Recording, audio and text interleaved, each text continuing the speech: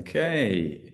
Hello and good afternoon, everyone, and welcome to this Logistics Manager webinar sponsored by Ocado Intelligent Automation.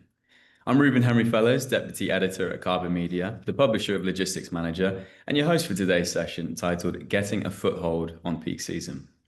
Getting a Foothold on Peak Season explores how Warehouse Shoe Sale, part of Foot Locker, tackled rising demand and peak season spikes. Instead of just adding labor, they redesigned fulfillment for speed, flexibility, and efficiency.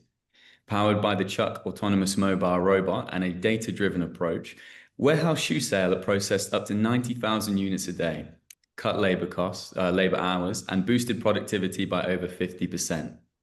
To delve into this topic in more detail, I'm joined by Royanna Chappell, Vice President of Business Development at Ocado Intelligent Automation. Over the course of this webinar, we'll explore how Ocado scaled from manual carts to automation in just 10 days, optimize the levers that drive ROI, the methods used to boost labor efficiency, the strategies employed to future-proof operations, and maximize pick efficiency across a diverse SKU range. At this point, I'd just like to encourage viewers to ask questions throughout the presentation via the Q&A box at the bottom of your screen. Please remember to submit your name, job title, and company name when doing so that we may find you accordingly afterwards. I'll pose as many of these questions as possible to Royanna in the time available following the presentation. Additionally, a recording of this webinar will soon be made available to view on demand via logisticsmanager.com, so look out for that when it comes. And with that, I'll now hand over to Royanna to start the presentation section of this webinar. Over to you. Well, first of all, Ruben, thank you. We appreciate the time to share this story with a joint partner of ours at Ocado Intelligent Automation. What we want to focus on is really the difficulties that occur within peak season and what operations are struggling with. The other thing, many of you probably know me as Roy. I've been in the industry for a while and been doing implementations of automation really since the late 80s in the industry. So with that, let's get started. Want to move on to the next slide and really just talk about everybody focuses on, that Christmas and this Black Friday, Cyber Monday is the most wonderful time of the year. When it comes to DC operations, it's just the opposite. It's the most stressful time of the year. They're so focused on how do they meet the needs and how do they deliver these goods during these peak times. And so we want to really dig in and share some of these lessons through this project that we've done with WSS and realize that they've been growing through the years. If you guys look at what's happening with them, in the acquisitions, I think it's super important for not only US operations, but also UK operations to understand how are people addressing these really difficult times of the year. And they're not just, during Christmas or Black Friday. Within WSS, it's also back to school sale. They get a huge demand because of the products that they offer to the industry in regards to still needing product in a timely way to their customer base. So let's kind of lean into just a little bit of background on who is involved in this project. And so I want to talk a little bit about the two entities that were engaged, both WSS and Ocado Intelligent Automation. So if we can move forward, basically, Ocado Intelligent Automation is a part of Ocado Group. In the UK, you guys are very familiar with this name and this brand. And in the US, we understand it through companies being powered by this high-end technology. Basically, OIA is a global provider of technology that is basically addressing fulfillment operations, distribution operations by providing advanced fulfillment operations software, hardware, and services, and basically providing the ability to move volume at scale. They acquired 6 River Systems in 2023, and that basically expanded the portfolio beyond high-end grid capacity to also include autonomous mobile robots, and that is now referred to as the OMRS product line, Ocado's Mobile Robotic Systems.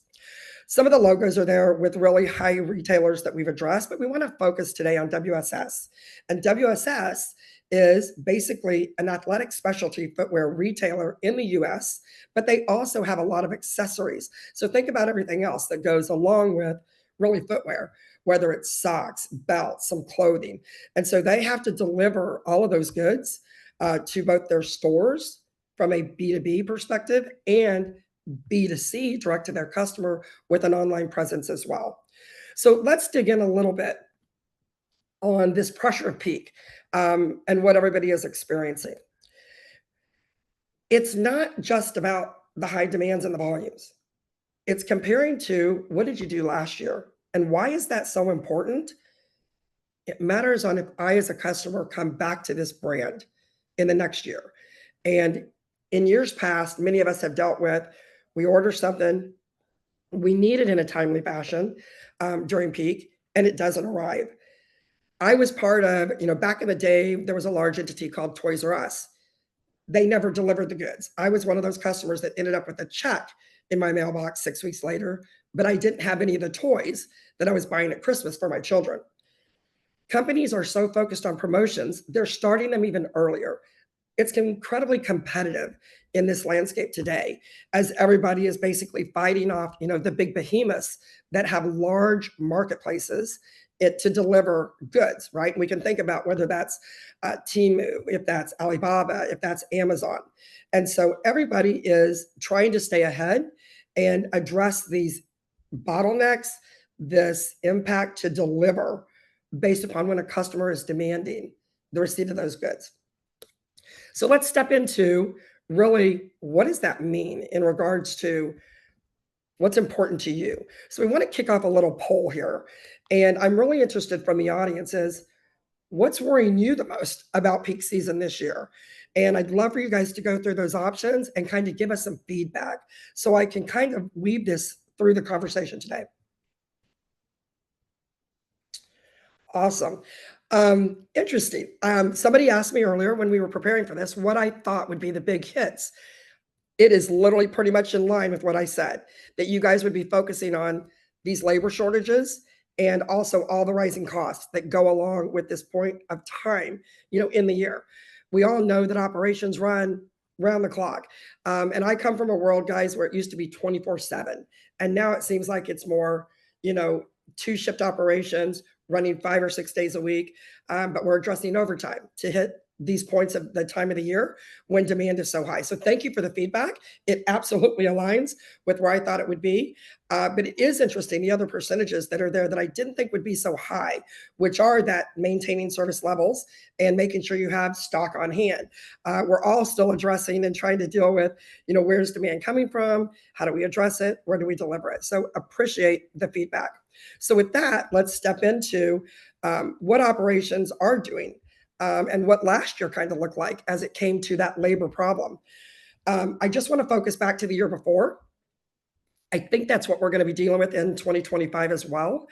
And it aligns that we can't find the people to deliver the goods. Here in the US, and I think it's the same in the UK, people are literally asking for temp employees, to deliver goods. They're asking for temp employees to work in operations. What's interesting is that labor pool is continuing to diminish. The less people that are available, the less people that want to do this strenuous job. And I know many of you on the phone deal with, you bring people in and they may be there a week. They may be there 2 weeks. They may come in for a day and they're gone. So I think these percentages are incredibly important as you think about where we are today, sitting here in the late September with this peak really on our shoulders coming up at us. And so the time to plan is almost behind us. And most of our operations team is already working with our clients on what they're going to do for this peak season so that they're prepared. So, but hiring for peaks is painful, right? This labor problem that we've got. So let's move on to this next slide. It isn't just about finding the labor. It's competing for that same labor. It's the fact that they're temporary, right? And how do you train them? How do you get them up to speed? The hiring process is difficult. It's costly. And the bigger problem is it is a temporary workforce. You don't need them long term. So how do we keep them happy? How do we get them on board? How do we get them trained? And how do we make sure they're effective for us for a very short time?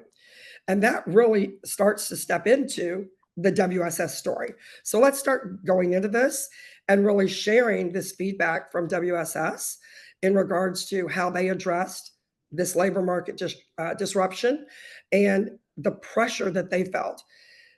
The reason that they started looking at AMRs was because they were in a manual operation. They did have staff shortages and they were facing significant growth. So with that, let's run this video. Rodney Bissesung is who's going to be speaking to us today on several of these topics. And he basically is part of the control, the metrics, the running of the operations through day-to-day business and making sure they're prepared for peak. The company had plans to, obviously, for the growth that we've kind of gone through in the last few years. And at that time, we had a small distribution center, and we were doing everything manually, picking with RF guns on carts, everyone just pushing carts around and cardboard boxes. And also at the time, the labor market was for distribution was very competitive. We just had a hard time getting our hands on people. So we decided to kind of look at what we could do to prepare ourselves for the growth that was ahead of us. And we just happened to come across, the Ocado solution, or Six Rivers at the time. And it was the right fit. So it was something that we could, that was very affordable, that we could scale up over time just by adding units. And it was easy to implement. We didn't have to change a lot in our distribution center and in terms of structure or concrete. And it was easy to train. And on top of that, it increased our productivity immensely. So it was kind of a no-brainer. When we started with WSS, it was not peak, okay? We started a normal time of the year.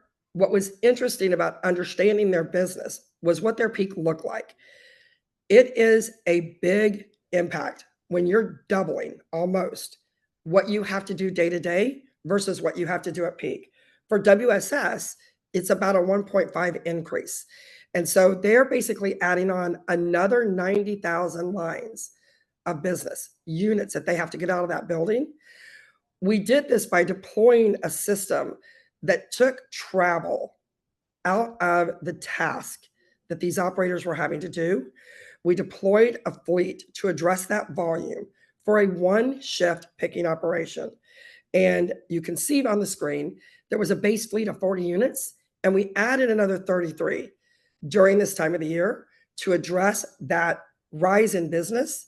What we saw was a huge impact on their ability to increase not over their pick rate, but also impact their all-in pick rate improvement, meaning not just time at the pick base, but from the time they started orders to the time they took them off at the staging doors to get them out of the door onto the vans and deliver them, whether that to the store or to straight to their consumer. And that's incredibly impactful when you talk about all those pressures that we just went through and the ability to get labor. And where they were at this point in time was on the West Coast, where it was incredibly difficult to get that labor. They've now expanded operations across the US. They've expanded the business, opening more stores outside of those regions where they were in. And they've added new facilities and done moves. And we'll talk about that in just a little bit. So with that, let's move forward and kind of talk about, so what is this system, that they put in? Basically, Chuck is an autonomous mobile robot. So it is carrying the heavy load for this work that is very difficult, that in a distribution operation, it is repetitive, it is tedious, and in many cases, people are pushing or pulling heavy equipment, and they're also dealing with some sort of automation to perform the picking task or put away task that they're doing in the operation. Chuck is incredibly configurable, and you can see from the picture, there's multiple shelves that can be basically implemented onto the base of our unit. It can carry up to 200 pounds. And the reason that this approach is so impactful is actually the software. And I'll talk about this in a little bit, but it's that software that allows us to have multiple pick strategies in play at the same time and basically take the work to the human, not the human going to the work. And it makes it capable of scaling on demand because of that approach. And then we're able to address these peaks by providing additional units within a time basis so that they can flex up when they need to have more units on hand or come back to their base fleet. The solution can literally be deployed in weeks. My background when I started in supply chain was in WMS. WMS projects can take anywhere from 6 to 9 months in today's world. Back then, they were over a year. AMR technology can literally be deployed in about 14 weeks, with the long pole really being the integration between your system of record, which is typically a WMS, to an autonomous mobile robot system. And you're onboarding those associates, no lie, in about 15 minutes. Your super users, maybe they take a couple days so they can address every single error, any situation that can come up. But your typical operator that's out on the floor performing the day-to-day task of picking or put away, you're training them in literally about 15 minutes. And they're up to speed in about 2 days to a week. And we'll hear Rodney talk about this as we start impacting his operation specifically. Before we let him speak to us again, I want to focus on the software, the real brains behind the system. A lot of AMR companies that are out there are providing a robot. A robot is a piece of hardware. It's the software that enables that robot to cause impact. And it's our innovative software that uses our proprietary allocation logic to group that work in a way that makes it much more impactful to every move that that robot is making. We do smart prioritization of the work that needs to be done, following the business rules that the operation needs to deliver outside of the four walls of the warehouse in a timely fashion, whether that is SLAs, whether it's parcel cutoffs, whatever that is. We look at those business rules, and then we group the work effectively based upon where it's coming from off the floor. And we deploy those concurrent pick strategies that I spoke about to get the biggest use of the labor at the pick base based upon density, based upon volume, based upon product types. There's all these rules and configurations that come into play with the software to provide that impact. On top of that, we basically are dynamically zoning the work all the time. So work zones are no longer static. They actually expand and contract based upon the work that's being put on to the robot. And it's the software that is making that decision. And the last piece of it is how we do handoffs. Once you basically sign on to a robot, you're not with that robot the whole time. It's based upon, should I be with this robot, based upon everything else going on in the operation that is close to me. So we call those smart handoffs. And it is the software that is allowing that piece of hardware to be incredibly impactful and really work in tandem with the associate on the floor. So with that, I want to kind of jump into, let's talk about what's happened in this operation and let Rodney share a little bit of what's happened within WSS specifically. All these challenges that I'm speaking about in this US project, that was here on the West Coast. And now, like I said, has operations in other parts of Texas and other parts of California. He was dealing with all these issues. And so it's important for you to know what his productivity did. And I'll let him speak to you about that. That was one of the big, game changers for us. Is there was a lot of productivity gains. So, going, especially right in the beginning, when we went from carts to 6 rivers, people are no longer pushing around carts. And the big gain was in productivity was when you fill up a truck. In the old world, when you filled up a cart, you had to go take that cart somewhere. When you fill up a truck now, that truck goes to where it needs to go without that person. You put that person back into value-added work, back onto the value-added work of picking. And I don't have exact numbers, but we were able to, increase.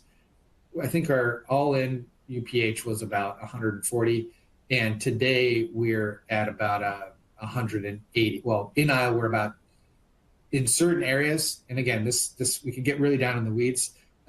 We have some new areas where we can achieve a 450 UPH, and some areas where they're more challenging, which are the traditional ones, were about 170. Just depends on the characteristics of the product. But so all blended, we're every day we're over 200 in aisle, and so that's from a 140. So you guys, in listening to Rodney just now, the reason he struggles with telling you about productivity is because of those concurrent pick strategies.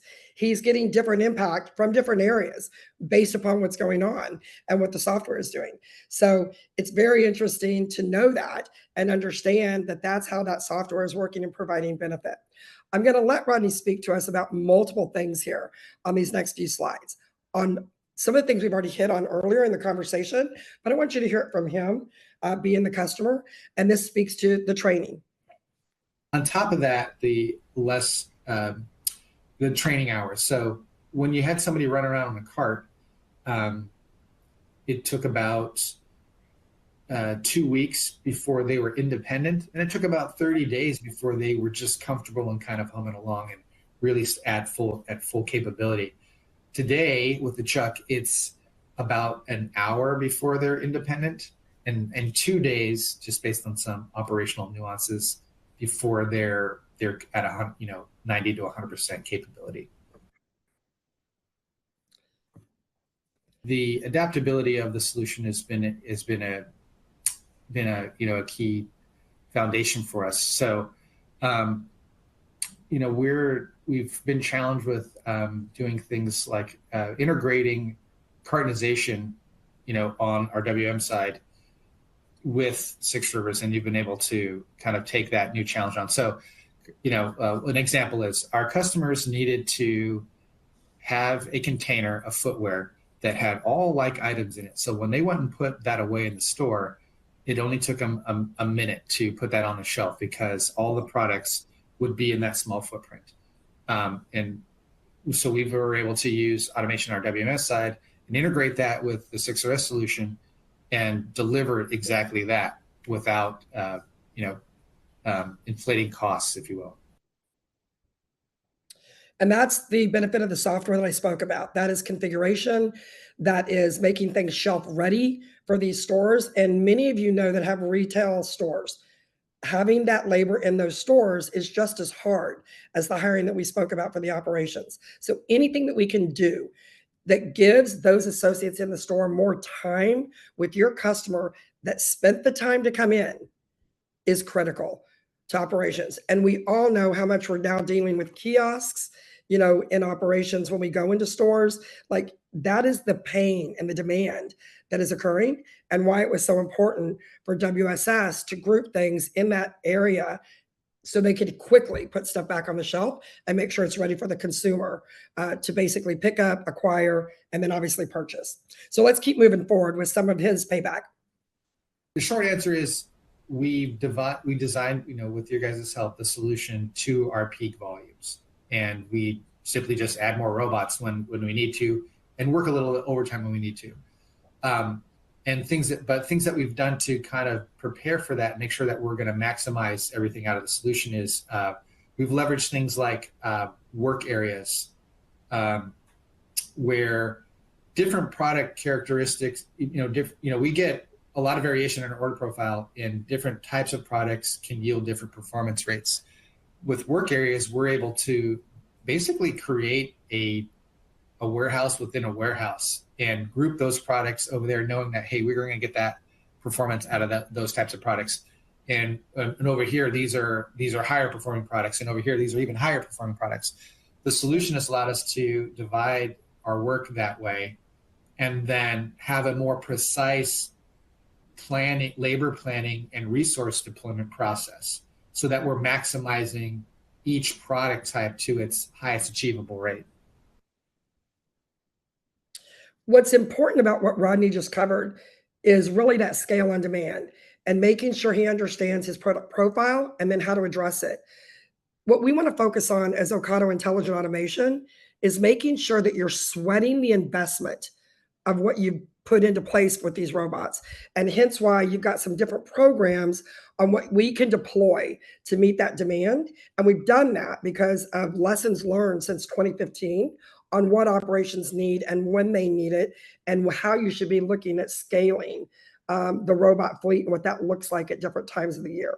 So now Ronnie's going to cover really the metrics and how to look at, staying on top of the business and what you need to do.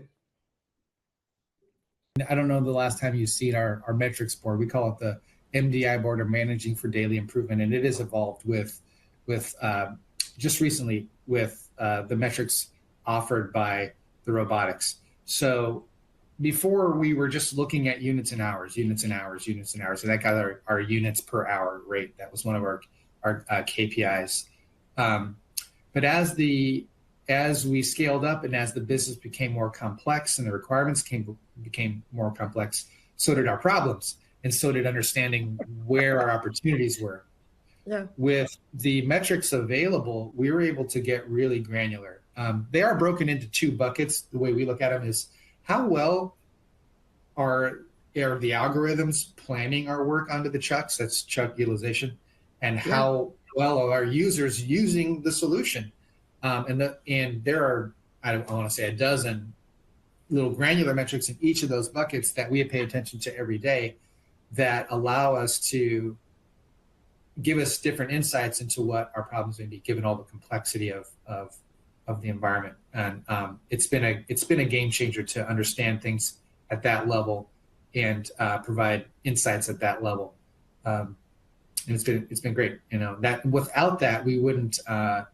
Without that foundation of reporting and insight and understanding, we wouldn't be able to continuously improve and continue to leverage and get so much out of the solution.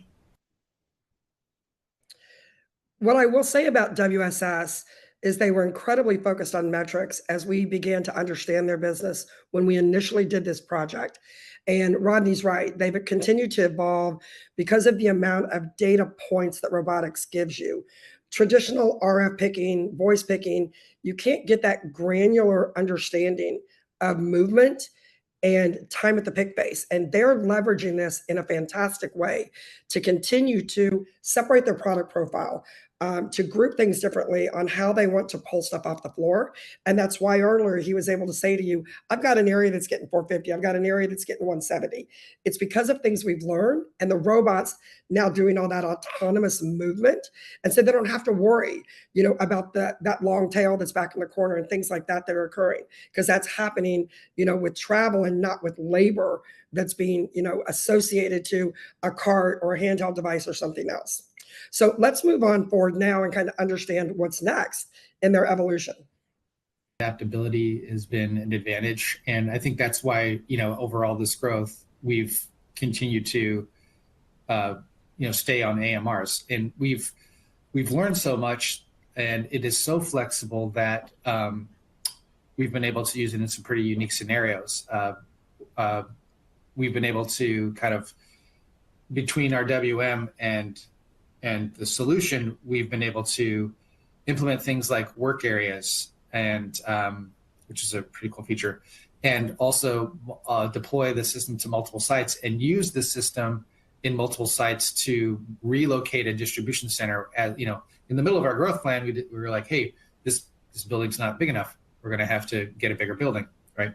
And the solution also allowed us to operate, again, seamlessly to our customers, not shut down the operation, continue operations, and move an entire distribution center to another location, all while using the secure system. So with that, let's move into really kind of the main theme here, right? It's pretty clear that peaks need to have that built-in resiliency, right? What I call future-proofing operations, which need to happen every single day, not just during peak. But peaks are unique because of just the volume that gets thrown at us. These are kind of 3 points that people continue to ask me is, well, what happens if a bot goes offline, right? Well, the beauty is you have a fleet of robots. You don't have one robot. When you look at high-end automation, if it's down, it's down. If a conveyor line goes down, you're not moving product. When you think about an autonomous mobile robot fleet, when one goes down, there's still the rest of the team playing. And I kind of, tie it back to soccer or football. If a player goes down, you got a backup that's coming in. The same approach applies, especially during peak. And I think you saw that in some of the previous slides on different programs we have. We're going to have, those additional bots that are there, and you can use them or not use them. We've got flex programs where we address that. The next thing is the picking errors or the exceptions. We have automated error resolution. That robot will go to a takeoff point to deal with that error. And there's different ways to then address that error, whether you do it on the Ocado Intelligent Automation system or you do it on the WMS system. And we work that out through really the workflow understanding when we start the projects. And then the last one is just trends building up. What's so key during these times of years is where's my demand coming from and when is it coming and how do I plan?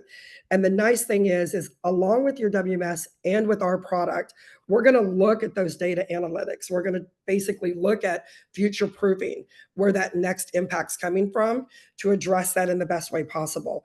And the other thing is looking at data from previous years or previous impacts and making sure we're ready to address those SLAs that are so key to getting that customer back, the next month, the next year, or whatever it is. What I want to close with is really, if you will, some tips to survive and thrive during peak. And so if we can go really to this closing slide before we open it up, and I hand it back to Ruben, is really allowing your business to focus on really some key things, right? One, make sure you've got the inventory buffer so that you can perform the work, right? You need to make sure we're separating fast movers from those other items so that we can address it faster, turn it faster, right? Number two is to prepare and test and know what operations needs to do ahead of time. Use last peak season's information and insight. Make sure you've pressure tested your entire tech stack. This focuses on your WMS, but there's other things that are in there. Have we done the things that we need to do with our couriers? Have we done the things we've done with our networks? And making sure that you're ready for that volume that's going to come at you during this time. Number three, what I kind of brought up, work hand in hand with your carriers. We all know the impact that's out there. We've seen the news articles on what these different parcel providers are going to be doing.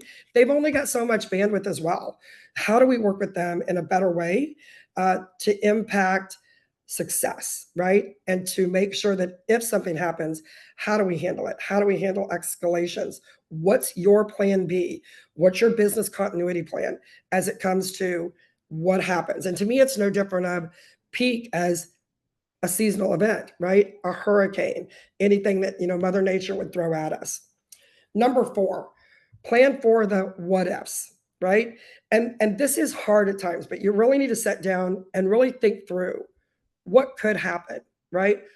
What happens if labor doesn't show up? What happens if my system's down? What happens if, I do have a robot down?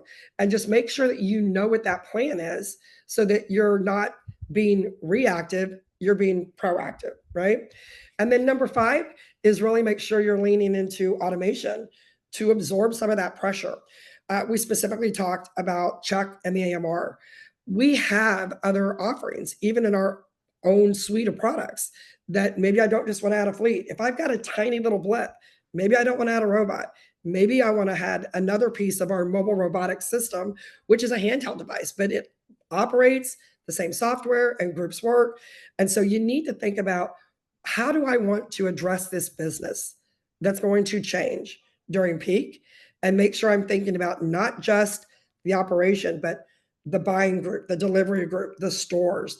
It is a holistic circle that has to work together in concert to have a successful peak. And with that, I will kind of open this up and hand this back to Ruben.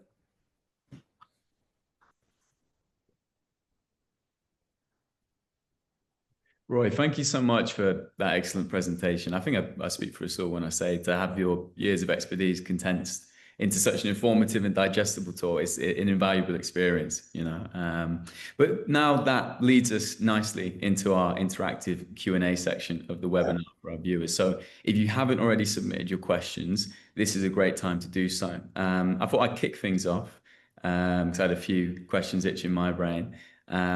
Well, firstly, I wanted to ask how quickly could a UK retailer get up and running with AMRs before peak? It is a great and common question, Ruben, without a doubt, right? What I will tell you is what a standard project looks like within OIA.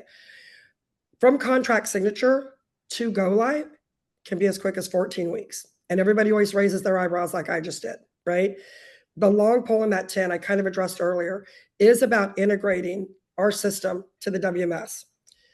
Many people panic a little bit when they hear that, like, oh my God, I got to integrate.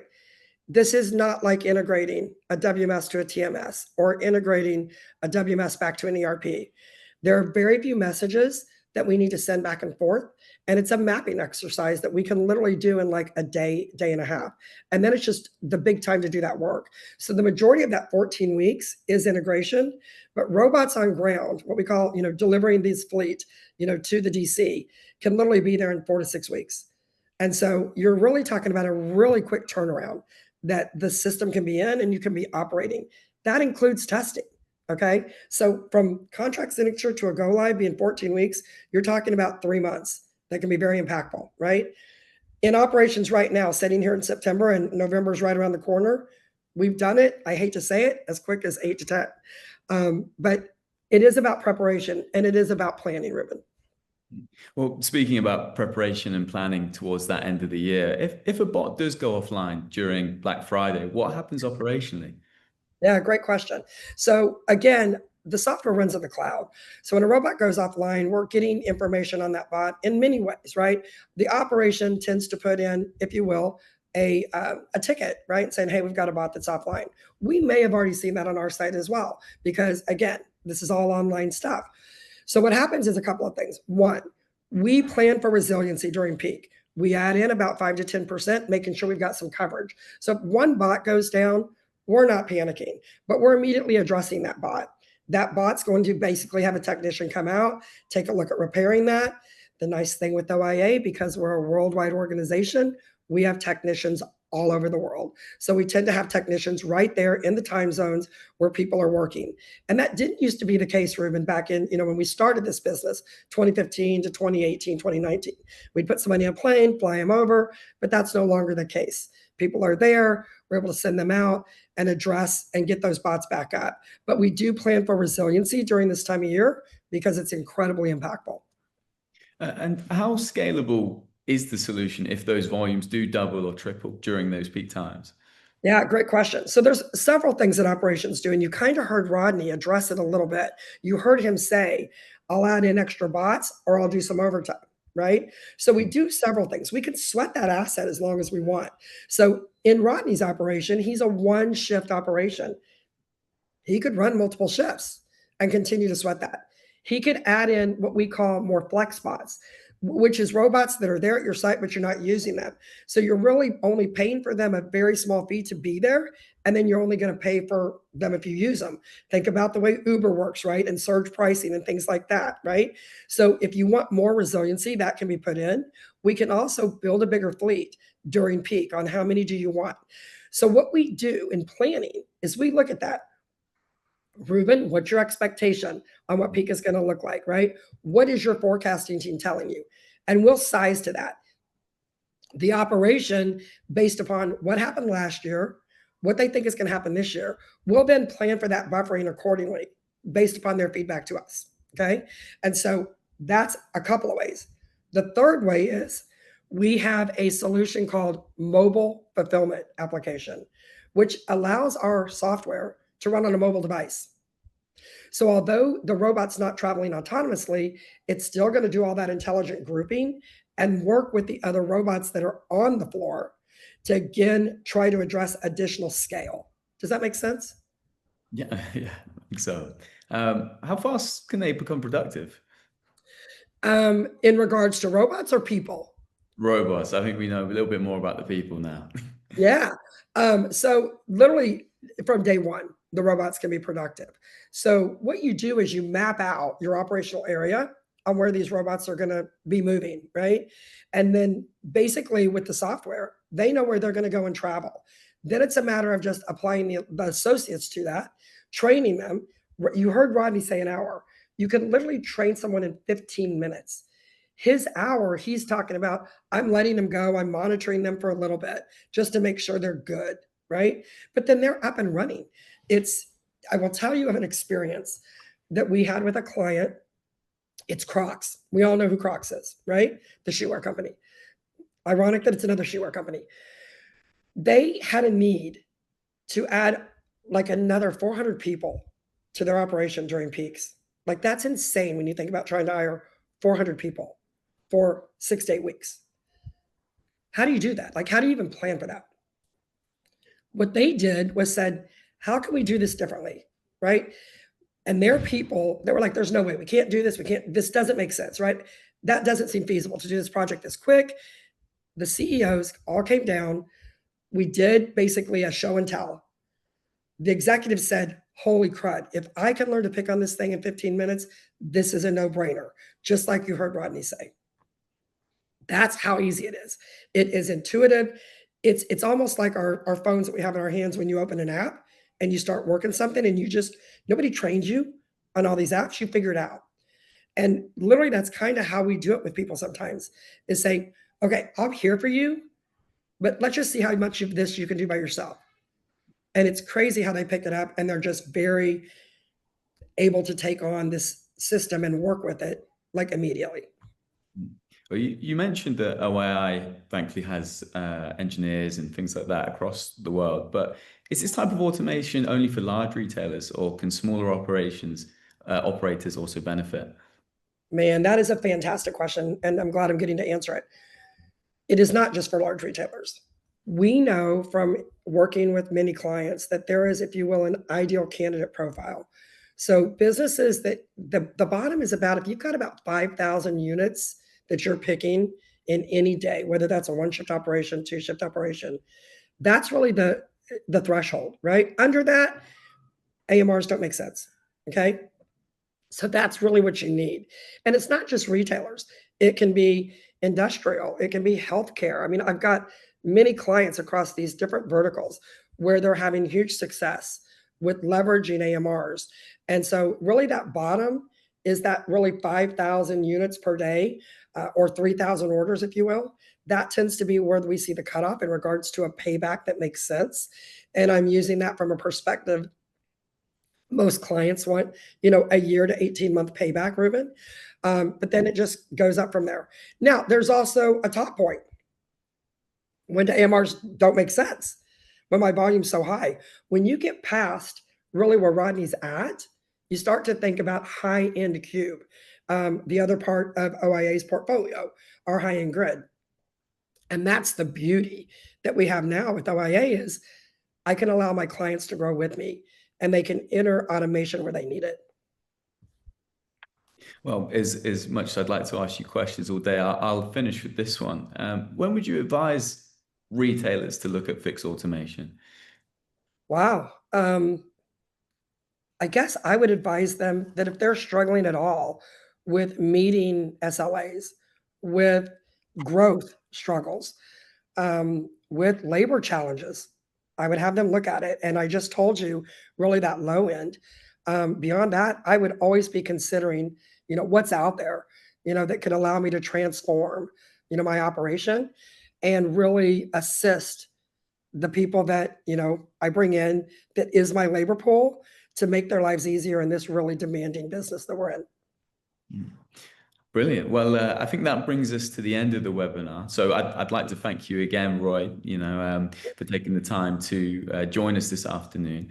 And I'd also like to thank Ocado Intelligent Automation for sponsoring today's webinar, which will now be available to view on demand at logisticsmanager.com in case you'd like to refer to the presentation, share it with a colleague, or you just want to rewatch it.